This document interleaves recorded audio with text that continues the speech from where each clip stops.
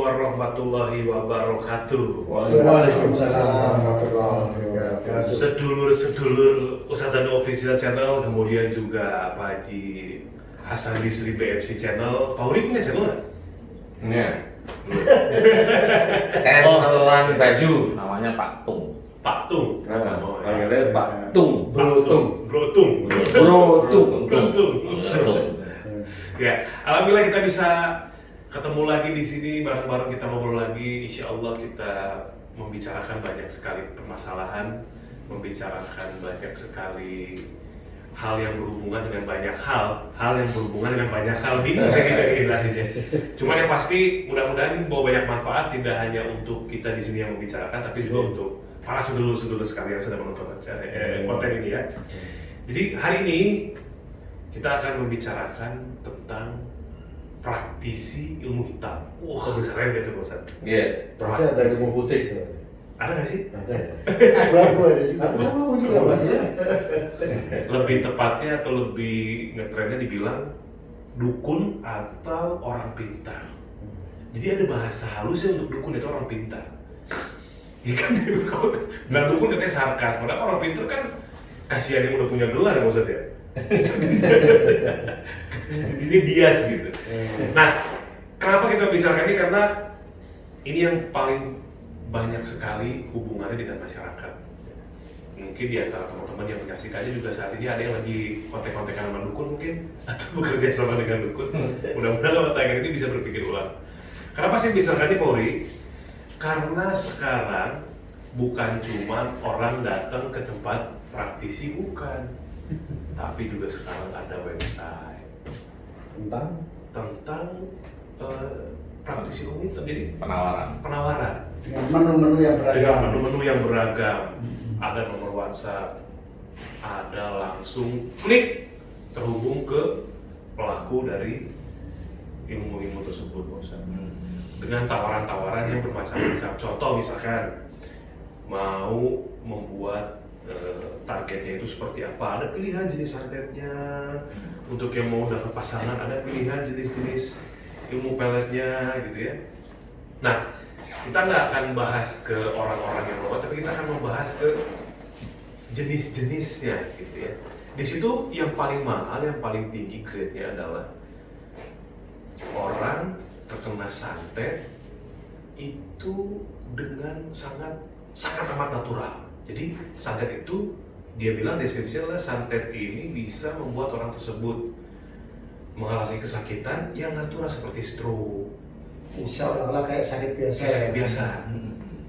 Dan di garis bawahi tidak akan ketahuan atau dijamin tidak akan ketahuan. Artinya ketika orang tersebut pergi ke tempat pengobatan lain untuk menanyakan sakitnya, otomatis orang yang mengobati ini nggak akan tahu bahwa ini kena santet gitu loh Pak Ustadz. Oh iya.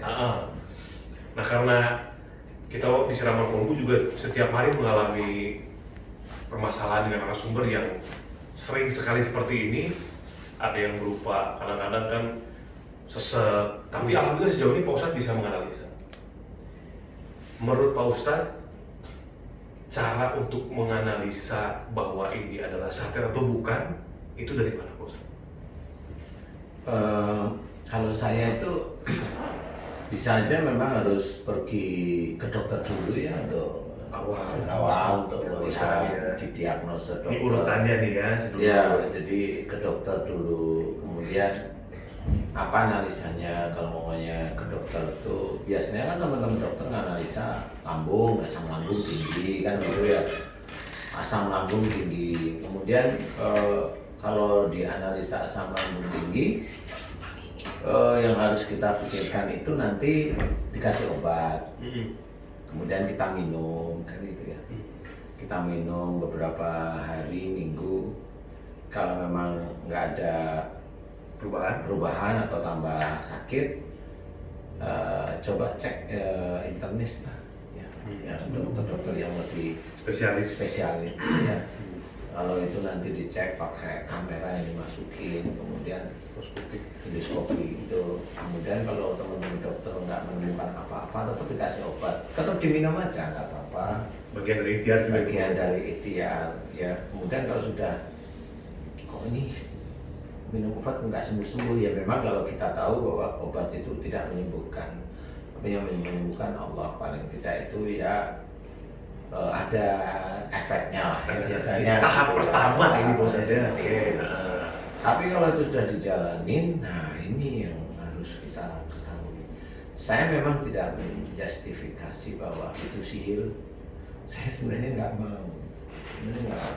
Tapi pasien-pasien di siraman kolbu itu kan udah tahunan, banyak yang tahunan, puluhan tahun yang mereka itu sudah pusing cari pengobatan itu kemana, yang katanya pengobatan itu paling hebat, yang paling islami, ya enggak. Ini orangnya loh ya, kita sih biasa pengobatan itu normal kayak dokter ya. Dokter itu ya nggak ngomong dokter itu pengobatannya islami ya kan. Kan gitu, normal aja, natural aja lah kan gitu. Medical gitu. Medical aja. Pelajari. Kan gitu ya. Karena kalau sudah merasa yang lebih hebat itu nanti muncul ujub, ria, sombong, itu pasti kalau itu sudah. Dan dia akan mempertanggungjawabkan nanti di akhirat.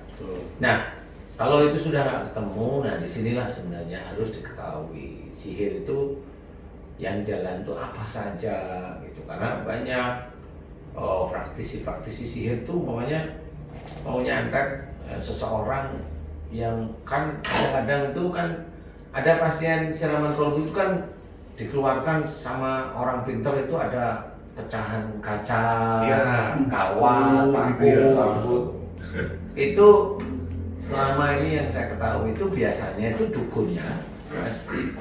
Dukunnya itu ada kain putih, mori putih itu. Dalamnya itu dibungkus sama seperti orang bungkus mayat itu. Dalamnya itu dikasih ada pecahan kaca, paku dan sebagainya. Itu rambut. Kemudian gitu ya. Kemudian ditaliin kayak pocong. Nah, mereka itu pakai foto. Jadi pakai foto, kemudian pemanggil jinnya itu pakai apa? Banyak pemanggil jin itu kan macam-macam. Ada pakai jenglot itu bisa. Kalau jenglot itu jenisnya biasanya tumbal biasanya ya. Kemudian yang biasa itu ada yang kelapa muda, kemudian pakai telur. Untuk manggil jinnya. Untuk manggil jinnya. Yang kemudian diperintahkan. Yang kemudian diperintahkan untuk menyerang ini, di mana nanti orang yang fotonya sudah ada itu dia dijadikan seperti si boneka ini. Boneka itu isinya apa? Itu isinya paku, nah seperti itu. Dan itu nanti ada kemenyan, ada dupa yang itulah namanya. Hiyo ya apa namanya itu ya seperti itu.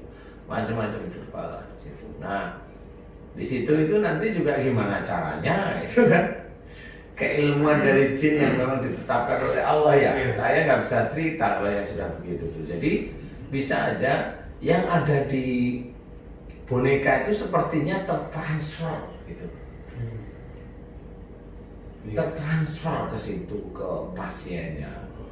Nah itu kalau apa namanya yang dukunnya itu hebat, boneka itu hilang. Wujud bonekanya nih secara fisik hilang. Secara fisik hilang. Nah hilang itu ada hilang yang dia jatuh di halaman, yang akhirnya ditemukan oleh halaman korban. Kemudian bisa aja jatuh di dalam rumah atau nyelip di pakaian, tumpukan pakaian atau di tempat tidur. Itu salah satu ilmunya dukun itu seperti itu.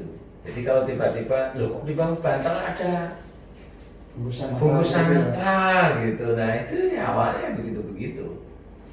Nah ini menurut saya ini memang dukunnya agak lebih canggih lah istilahnya. Sehingga kalau memang itu nggak ada, itu ditemukan oleh orang pintar yang dipakai, orang pintar yang dipanggil maksud saya. Kemudian di sini aja dikeduk muncul itu ya. Sebagian orang bilang wah itu ditanemin, ya nggak apa-apa sih silahkan aja seperti itu. Karena orang kan berandai-andai boleh aja ya. Tapi itu yang ditemukan oleh orang pintar begitu. Kemudian di ini apa namanya? Ini lantai sudah ini disuruh bongkar ketemu lagi seperti itu. Jadi ada yang di plafon, ada yang di lemari pakaian, ada macam-macam seperti itu ya, cirinya macam-macam. Nah, itu ciri bahwa alat itu sebenarnya diperuntukkan untuk si yang ada di rumah, salah satu di rumah itu. Nah, ini yang harus diselesaikan itu kalau memang kita mau tahu ya yang harus diselesaikan seperti itu. Ada bendanya, kemudian ada korbannya, kan gitu ya. Jadi itu lebih hebat lagi. Kalau yang dipocongin itu korbannya. Jadi Mas Bobi ini disangkat gitu ya. Nah ini yang isinya paku, jarum, apa, rambut, terus karet, apa, pecahan kaca. Nah itu dia hilang, nggak kemana-mana, hilangnya ke tubuhnya Mas Bobi begitu. Nah itu yang tersulit. Masuk gitu ke badan saya. Iya kayak Mas Bobi dipocongin aja gitu. Kalau dilihat itu ya, harus dipocongin sih, diamati gitu.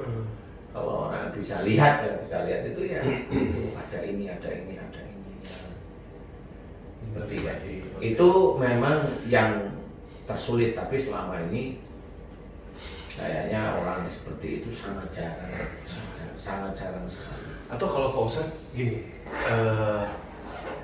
banyak di siraman kolbu, saya dapat narasumber nih Pak Ustadz gini, saya sakit ini nih perut gitu ya, lambung gitu. Ini kata dokter lambung sesuai antara analisa dokter dengan apa yang dirasakan. Itu kan kita melihatnya sekilas seperti sakit pada umumnya kan gitu Pak Ustadz.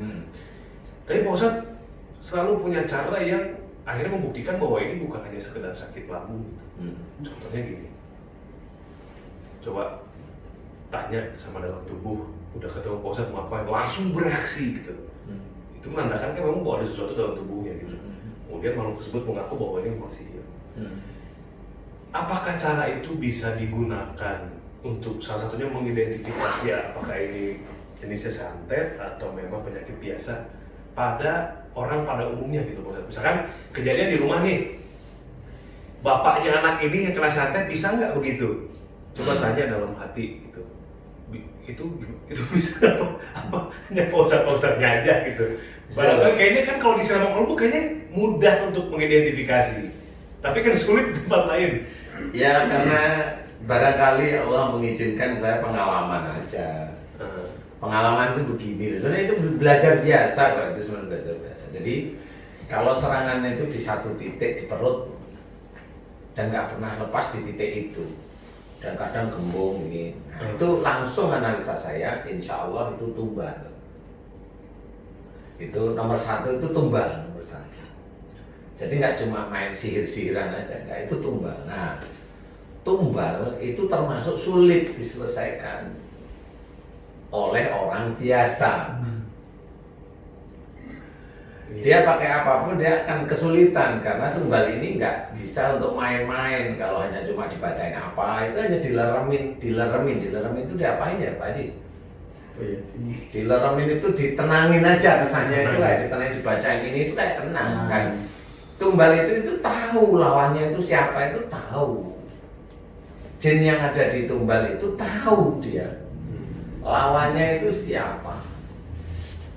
Jadi yang harus kita ketahui itu adalah emang kita itu siapa, mau lawan tumbal itu kan gitu harusnya. Begini loh maksud saya.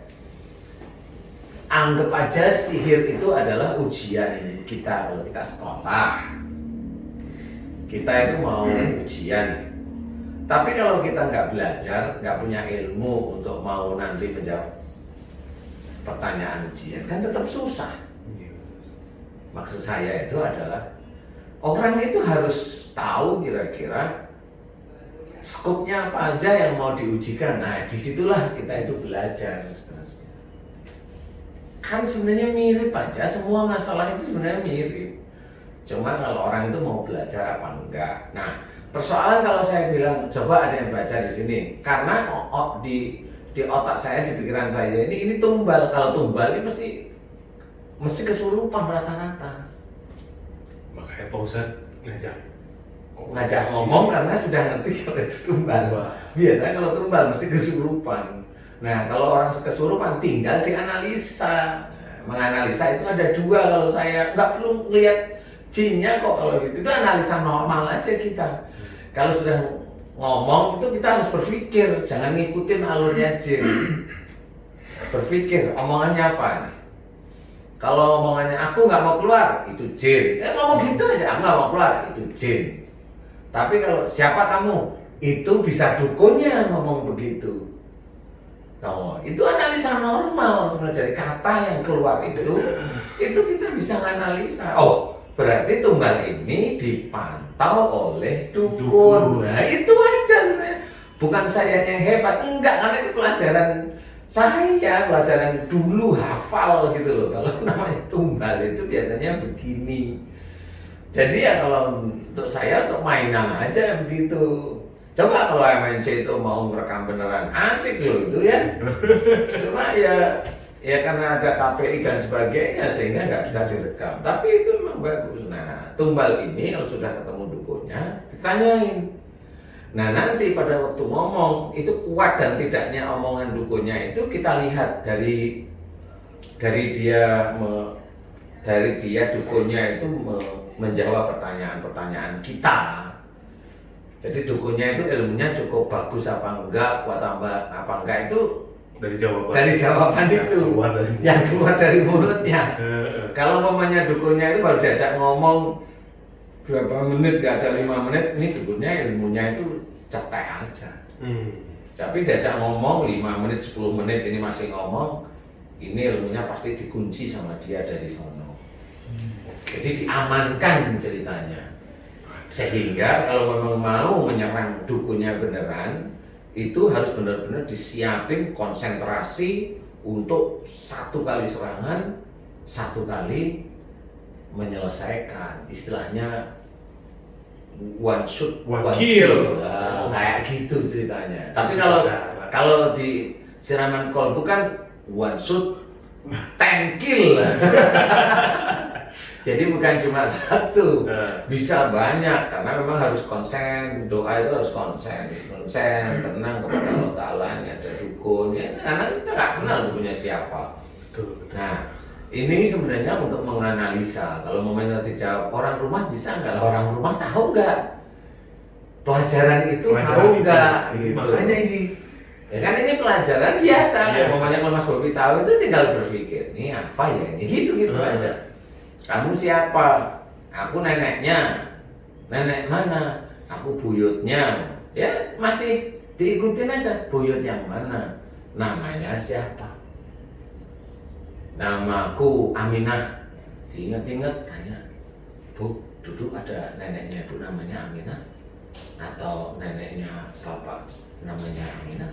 Kayaknya iya. Oh bener berarti. Ilmunya berarti ilmu gitu. Kalau ilmu diajak ngobrol baik-baik. Kalau yang ajak ngobrol mampu loh ya. Karena itu juga si ilmu itu akan melihat yang orang yang nyantet. Ya, jadi istilahnya kalau boleh saya cerita itu kok nyantet sih? Ilmunya orang itu melihat siapa yang ngajak ngomong dan mampu nggak orang itu mengeluarkan dia. Oh iya. Jadi jin itu sendiri membaca orang yang dihadapannya itu dibaca. Kenapa rata-rata jin itu kalau di siraman kolbu itu takluk, sehingga banyak dari teman-teman netizen itu melihatnya itu settingan namanya. Emang enggak, emang jin itu sendiri itu paham yang mau dihadapi siapa. Kan sering Mas Bobi itu lihat ini kalau kesurupan yang ngobatin dipukulin namanya kan gitu. Nah kalau ketemu sama kita itu kan nggak berani malah gimana coba. Jadi itu yang menjadikan gambaran bahwa jin itu sebenarnya membaca. Oke. Istilahnya sampai sana, ya mana namanya Ustaz Danu? Aku tantang dia sampai masuk studio. Ya kayak ayam sayur, gitu minta dikeluarin. Itu bisa juga mungkin dukun yang lagi melakukan penyerangan itu sambil ngomong sambil ngecek juga ya maksudnya Iya. Kalau nyerang, kok nggak kena nih, nggak kena. Tanpa sepengetahuan penonton dan kita Bener, studio, bisa. sampai dia memutuskan, ya udah maunya gitu. Itulah, ya, kayak gitu. Kayak yang kemarin itu juga ada pada waktu kita, itu kan waktu live itu langsung dukunnya langsung diancam istilahnya, diancam. Padahal kalau kita mengancamnya nyantai aja. Kalau mau diancam, anakmu saya bikin cacat, gitu aja sudah. Nah, ketakutan dia. Pokoknya kalau kamu nggak lepasin, tak bikin cacat anakmu. Sekejap bercanda dukun, kalau kita nyinggung anaknya pasti ngedrop juga. Betul juga, kecuali dia jawab nggak takut. Nah, mulai saya berpikir, bukan saya nggak berani atau dia yang berani, enggak. Kali saya yang salah ya, dukunnya belum nikah atau nggak punya anak kan gitu, kok bilang nggak takut gitu ya. Nah ini bisa aja seperti itu. Tapi intinya adalah kita harus memahami bahwa apa yang kita kerjakan di siraman kolbu itu betul-betul teknik. Jadi bukan sekedar kata orang punya ilmu ini. Nah, tekniknya itu ada. Teknik. Iya. Kembali ke jam terbang ya, Ustaz. Iya, Jam terbang ya, Pak Ustaz. Iya. Aku mau nanya sama Pak Tung. Beruntung. Pak Mustaqim. Iya. Ini ketika sedang menangani pasien, katakan begitu, pernah ada reaksi yang gimana nggak? Dari pasien yang ada, misalkan ada dukun yang memantau, pernah ada reaksi yang seperti apa ke? Silahkan diminum dulu, Pak. Ya, mau diminum dulu silakan untuk mencuci muka mungkin. Saya itu sebenarnya juga mau tanya. Mau tanya. Jadi gini Pak Ustadz, seseorang yang punya kemampuan untuk memerintahkan jin menyakiti orang, apakah orang ini dia imannya tinggi dan takwanya tinggi kepada Allah sehingga dia bisa memerintahkan jin itu untuk menyakiti orang, atau dia juga menggunakan jin di dalam tubuhnya yang bisa memerintahkan jin lain masuk ke dalam tubuh orang? Gimana itu Pak Ustadz? Jadi gini, sebenarnya orang itu kan tidak boleh suuzon ya. Jadi memang orang itu kalau secara dohir mata melihat, orang kayak Ustadz Dan itu bisa menyuruh jin untuk begini kan gitu. Tetapi dia kan hanya dohir aja. Intinya apa? Kemudian dukun itu bisa menyuruh. Ya, dukun bisa menyuruh jin. Persoalannya apakah Ustadz Danu itu sama dengan dukun? Ya, itu orang itu harus hati-hati dia berpikir. Yang dilihat itu kesehariannya antara dukun dengan Ustadz Danu itu dilihat. Kesehariannya apa yang dikerjakan, apa yang diomongkan, apa yang difikirkan, apa yang ini, itu harus benar-benar dilihat itu. Jadi kemudian dukun dilihat, kalau dukun sudah jelas. Nah, bedanya dukun memerintahkan jin itu karena dia di dalam tubuhnya itu ada ilmu untuk memanggil. Jadi dia sudah punya ilmu untuk memanggil sebenarnya. Jadi ilmu untuk memanggil inilah sebenarnya. Dengan cara apa? Macam-macam nanti. Dengan pakai kemenyan, dengan pakai bunga, dengan pakai keris, dengan pakai baju berkeringat, dengan pakai kain kafan bekas, kemudian tali pocong, pokoknya ya, atau tanah kuburan. Banyak cara dia untuk memanggil, tapi dia sudah punya ilmunya. Gini lah bahasanya, dia sudah punya handphonenya, tinggal nyari SIM cardnya. Ya kan? Gitu. Nah, kalau sudah sudah kan, bagaimana caranya dia itu bisa mempunyai ilmu itu kan gitu? mau. Apakah itu kemusyrikan? Ada prosesnya apa gitu maksudnya? Kalau itu kan ya memang kemusyrikan jelas, itu kan ilmu yang sebenarnya tidak ada jalur syariatnya. Jadi kalau kita ya nggak perlulah kita sampai punya pikiran seperti itu. Jadi kalau kita punya pikiran seperti itu, ya pasti dilihat sebagai setan. Ini orang ini mau nih kayaknya, pengen nih gitu. Jadi itu udah dilihat nih. Nah kalau sudah dilihat sama setan seperti itu, ya sekali waktu pasti nanti jatuh. Ya. Jadi kalau yang seperti itu cukup kita tahu, oh itu nggak boleh ya, cukup tenang, nggak usah emosi, nggak usah marah. Kenapa? Nah karena dia sudah melakukan hal ilmu itu kepake. Jadi begini, pokoknya manggil jin. Kan jinnya datang nih. Jinnya datang. Nah, pada waktu datang itu dia tanya, aku mau nyantet Pak Haji Hasan, umpamanya. Mana fotonya? Itu fotonya. Dia lihat jinnya. Nanti dia ngomong, aku butuh kemenyan, butuh darah ayam cemani, butuh darah burung gagak. Itu jinnya tuh yang request bosan. Jinnya yang ngomong sama dia. Jadi orang itu bisa bicara sama jin gitu ya. Jadi aku butuh ini, butuh ini, butuh ini, butuh ini, dia hafalin baru. Terus apa aja, bikin boneka dengan nama ini, isi boneka itu dengan tanah ini, kemudian isi dengan air comberan, kemudian dengan ini, umpamanya begitu. Nah, pada waktu itu sudah selesai, tahu dia sudah.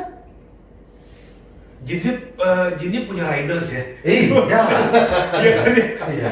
Kita undang bintang tamu gitu kan. Iya. Saya butuh ruangan ada AC-nya. Seperti ginilah. Mamanya Pak Haji Hasan mau datengin artis nih. Artis tuh mamanya dia bayarannya sekali tampil itu 1 jam minim itu 5 juta.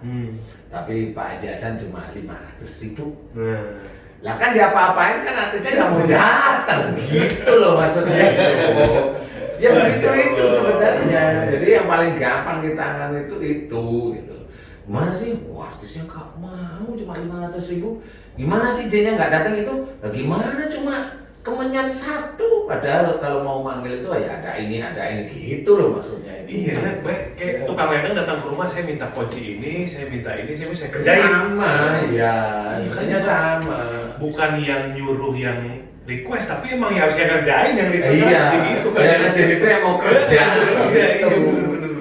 Nggak ada yang utang dulu. Kenapa? Nggak ada yang utang dulu, DPRS ya, nanti sisanya kalau sudah sukses gitu. Kalau utang itu nggak persoalan ya Pak Haji, karena kalau utang itu kan sebenarnya pada waktu mamanya dia nyadat 100 juta mamanya. Dia mamanya butuh 25 atau 20 juta itu atributnya selesai. Nah itu kan ibaratnya kalau orang kerja itu modal itu sudah terpenuhi. Untuk hantarannya dulu. Untuk hantarannya itu sudah terpenuhi. Jinnya nggak mau tahu dia mau apa namanya, mau utang apa mau full itu nggak terlalu dipikirin gitu. Nah setelah itu caranya gimana? Nah itu caranya juga iya sama, datengin dulu pakai ini lagi, pakai ini datang, terus dia ngomong apa nanti itu udah siap semua, udah kucurin tuh darah burung gagak gitu, sembelih pakai apa namanya, sembelih pakai welak. Welak itu namanya sembilu. Oh Sembilu iya. itu bambu ya. Himis. Sembelih pakai bambu kuning umpamanya atau bambu hitam belum. Jadi sembelih sis gitu. Dah. Sekarang ayam cemaninya, sembelih lagi, kau curin foto sama di mana, di pocongnya itu dikucurin. Sudah sekarang kamu apa namanya, tahu goreng. kamu langsung kerjain baca mantra ini. Sudah, dia sudah, ini kemudian udah di ini, dia tinggal baca mantra. Ini langsung zep, lihat fotonya tuh, dia udah nggak lihat ke sini. Dia lihat fotonya ini, biasanya nih ini anak buahnya pada masuk ke foto, masuk, kemudian ambil darahnya. Jadi darah itu kayak dimakan dulu itu, kemudian baru dia transfer ke yang apa namanya, pocongnya itu, baru ke yang orang korban. Waduh, gitu. step by stepnya gitu tuh. Itu kalau di slow motionnya itu begitu. Mas Bobi, Ya. saya kan sering nonton tuh acaranya Mas Bobi ya sama Pak Ustadz Siraman Kompu. Itu ada para narasumber yang kena santet itu sudah bertahun-tahun gitu ya. Nah itu kenapa sampai bertahun-tahun ya? Berarti apakah santetnya itu memang di schedulekan atau pakai timer dia sampai sekian tahun? Kontraknya gitu ya. Padahal kalau propagandanya itu, wah propaganda itu deh. Pengumumannya itu dukun santet promosinya. sekian hari, sekian minggu. Mana Mati. sampai bertahun-tahun. Heeh. Kira-kira bagaimana itu Pak Ustadz ya? Sampai Saya lama. nggak habis pikir. Karena ya memang itu santet itu sama seperti orang terkena duri. Jadi tidak suddenly. Tergantung. Kalau sampai orangnya meninggal itu kan sudah hanya Allah ya. Hanya Oh, iya. Tapi kalau jadi nggak segampang orang mengambil nyawa itu kan nggak seperti itu. Kembali lagi ke Allah. Kembali pada Allah. Karena kan waktu kita yang sering itu Mas, kan sering tuh jinnya tuh ngomong, aku tuh mau bunuh ini, Iya. nggak bisa karena dia sholat tiap malam, dia sholat, dia minta pada Tuhan. Ya Allah, aku ini sampai jinnya sendiri hafal. Sampai ketawa-ketawa Mas, ini lucu gitu loh ya. Wah, ini dia Ustadz, tolong udah saya bosen, saya keluarin aja Ustadz gitu kan lucu menurut saya ya. Ya sudah nggak apa-apa.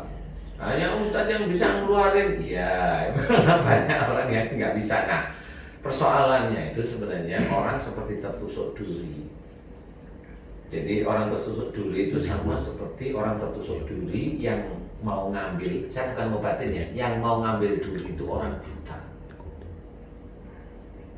Tapi durinya itu nancap ke dalam. Berarti diraba-raba gitu. Nah, kalau orang buta itu mau tahu itu duri apa enggak, tahunya dia sakit kan harus ngeraba dulu. Ya kalau pas titik durinya, kalau enggak, kan enggak bisa ketemu dia. Nah inilah persoalannya. Dan kalau orang itu hanya cuma ke orang pintar atau ke dukun atau ke orang yang sama seperti kita, kelihatannya dia ustadz, kelihatannya dia kiai, kelihatan dia itu seperti orang yang hebat, namanya orang-orang yang hebat yang merasa dia itu paling hebat ngobatin, paling benar, paling baik, paling ini. Dia itu nggak tahu sebenarnya. Tanyain aja, tahu nggak kamu itu sebenarnya cara ngobatin sihir itu, tahu nggak? Istilahnya kalau kita bekerja itu kan punya itu apa namanya? Juklak. Nah, apa yang harus SOP? Apa yang harus kita kerjakan itu kan yang pertama kalau mau bikin bangunan ya boplang dulu, kemudian gali dulu pondasi, kemudian setelah itu baru nanti pondasinya, baru kolom-kolomnya kan seperti itu ya kerjanya. Yang terjadi kadang kalau kita analogikan nih, misalkan seperti tertusuk duri gitu ya. Kita analogikan orang-orang pintar atau praktisi yang lain gitu ya.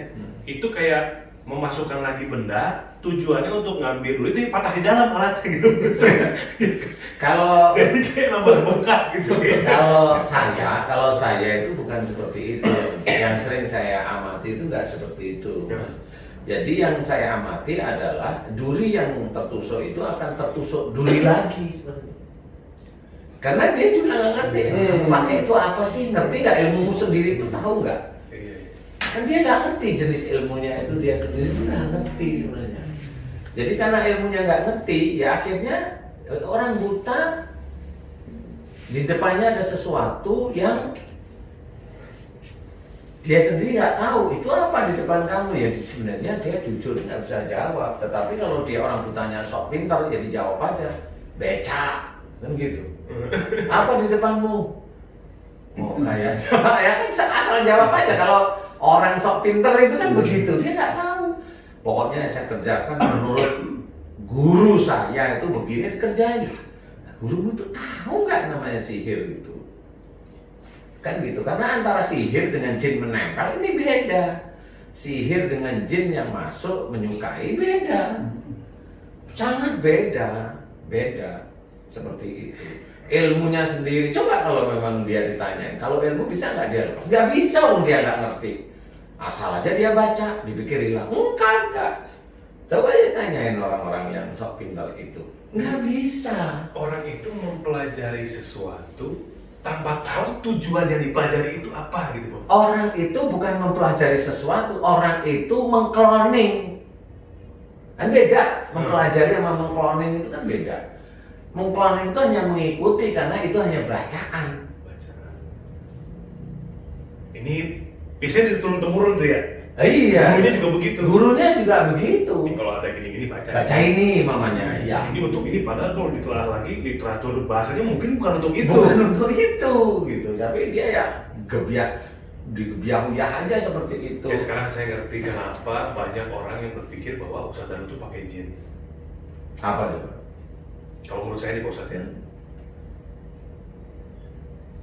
di banyak tempat banyak sekali ustadz atau kiai atau bahkan lebih daripada itu yang melakukan praktik seperti itu banyak. Pengobatan.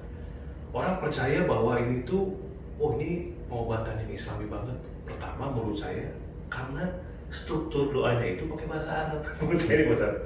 Yang pertama nih Pak Haji, kalau menurut saya nih struktur doanya pakai bahasa Arab, jadi dipikir bahwa oh ini bener nih islami banget. Karena syar'i kan.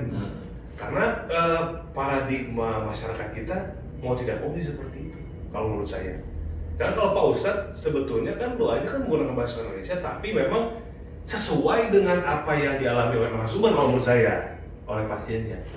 Nah kalau doa yang pakai bener kata Pak tadi, dia nggak tahu tujuannya kemana, ayatnya itu untuk apa, sebetulnya tidak ada secara rinci menjelaskan bahwa untuk mengeluarkan jin atau menghancurkan alat-alat seperti tadi itu nggak ada kan Ustaz? Nggak spesifiknya, nggak ada. Ketika ayat itu dibacakan, tujuannya sudah pasti untuk mengeluarkan jin kan, gitu dengan ayat tersebut. Otomatis ketika ada ayat yang dibacakan tidak lillahi ta'ala tapi untuk tujuan tertentu dan maksudnya juga dia nggak paham gitu. Misalkan kayak gini lah, kita mau makan baca bismika gitu. Bismika kalau mau makan kan nggak sesuai. Yang penting bahasa Arab aja, anggap orang yang nggak paham gitu ya Pak Ustadz. Itu makanya tadi doanya itu yang dianggap bisa menjaga diri ketika kita tidur misalnya. Nggak salah doa nih, tapi doanya benar itu bukan Allah yang melindungi kita tapi dianggapnya bahwa doa yang kita baca itulah yang melindungi. Doanya itu benar Pak Haji. Doanya dengan bacaan itu terlindungi nanti. Padahal itu kita tidur, kita naik kendaraan, kita itu ini Allah itu sudah mengeset, merencanakan. Kalau memang seseorang itu dia mau akan datang itu, mau dia tidur kek, mau dia duduk, rokok apa aja itu selesai. Nah kalau Allah itu mau menginginkan orang itu eksis karena dia itu menurut Allah itu masih manfaat terus, ya orang itu mau diapain juga keluar aja dari lubang jarum gitu. Betul. Paham ya? Dia akan dikeluarkan oleh Allah Ta'ala dari lubang jarum yang dia sendiri dihujan jarum yang begitu banyak, keluar ya cium gitu. Karena orang mikirnya seperti itu gitu loh. Yang harus difahami. Nah, cuma yang orang harus paham itu begini, secara nalar biasa. Secara nalar itu begini. Kalau saya itu berdoa kepada Allah, yang saya sendiri, Allah itu yang saya sembah, bukan kemana-mana. Allah Khalik yang menciptakan dan kita makhluknya, dan senantiasa faham, kita imani, yang menurunkan Rasul itu kan jelas. Nah kalau saya mohonnya pada Allah, serius, otak saya, hati saya, mulut saya itu mendoakan serius pada Allah. Kemudian ada, gak cuma 1-2 orang, banyak orang. Nih, gara-gara 1-2 orang yang dia ngomong salah, kemudian dia sampaikan di tempat taklim, dia ngomong Ustadz Danu itu kolaborasi dengan jin. Jadi pada waktu dia itu doain dan langsung sembuh, nah itulah Ustadz Danu itu kolaborasi dengan jin. Pamannya statement begitu nih, kurang lebihnya nih. Ini orang di dalam taklim dia ngomong seperti itu. Orang itu sama halnya kalau saya berdoa pada Allah Ta'ala dan Allah memberikan kesembuhan pada narasumber yang ada di siraman kolbu, itu kan rata-rata sembuh. Padahal kita yakini bahwa semuanya dari Allah. Kalau dia meyakini itu dari jin, berarti orang itu yang dia rata-rata pendakwah. Dia ngomong seperti itu berarti menyamakan Allah itu dengan yang dia pikirkan, yaitu jin. Dan itu orang itu akan dilaknat oleh Allah Ta'ala. Pasti. Walaupun dia seorang muslim, dia akan dilaknat. Karena itu harus difikirkan. Jadi orang itu harus mau belajar. Jangan ditaklim, ditelan mentah-mentah, nggak mau belajar. Akhirnya nggak mau lihat acara, nggak mau ini, nggak mau. Akhirnya apa? Bodoh dia. Dia dibodohkan oleh gurunya yang senantiasa. Gurunya itu nanti akan bertanggung jawab di akhirat. Kalau gurunya menurunkan ilmu yang salah, itu akan menjadi dosa jariah sebenarnya. Dan dia punya klaim. Klaim di taklim adalah klaim bahwa menurut dia, menurut gurunya itu, Allah itu adalah jin. Tahu nggak dia sebenarnya? Dia nggak akan bisa dia mendengarkan vlog kita, karena dia anti. Kalau sudah anti, orang tersebut taunya nanti di akhirat. Setelah dia bilang, saya menyebarkan kebenaran, wahai Allah, malaikat bilang, bohong, yang kamu sebarkan itu adalah fitnah dan dosa. Malaikat menjawab seperti itu. Masuklah dia ke neraka. Selama ini amal solehnya hilang. Itu ada dalam surat An-Nahl. Itu orang nggak tahu sebenarnya. Makanya kalau saya yang begitu-begitu, saya cengar-cengir, kenapa? Lo yang begitu itu kan saudara saya. Sama-sama mengucap asyhadu an la ilaha illallah wa asyhadu anna Muhammadar Rasulullah. Kalau dia mengucap begitu, ya itu saudara saya. Ustaz Danu itu kan difitnah oleh mereka. Biarin, nggak apa-apa, dia belum dapat hidayah kok. Dia gitu aja. Nggak klarifikasi. Klarifikasi apa? Wong ini sama-sama muslim. Ya sudah, nggak apa-apa, wong beliau, menurut beliau lebih pandai. Kan nggak bisa dibicarakan kalau sudah begitu. Nah, inilah yang harus hati-hati. Nah, kalau seperti ini terus berlanjut, inilah yang namanya dalam salah satu hadis Bukhari Muslim bahwasanya ada banyak muncul fitnah di sekitar rumah kita. Rumah kita itu Islam. Nah, ini sudah banyak fitnah. Berarti itu adalah tanda akhir zaman. Makanya saya nggak mau jawab karena apa? Ya karena dia saudara saya yang jelas. Yang jelas lagi bahwa dia tidak sadar bahwasanya apa yang dia lakukan itu menjadikan dosa saya diambil oleh mereka. Dan nanti kalau dosa itu habis, amal soleh mereka diberikan oleh Allah kepada saya. Mereka nggak sadar kenapa hadis tersebut mereka hilangkan di otak mereka. Karena kebencian yang tidak ada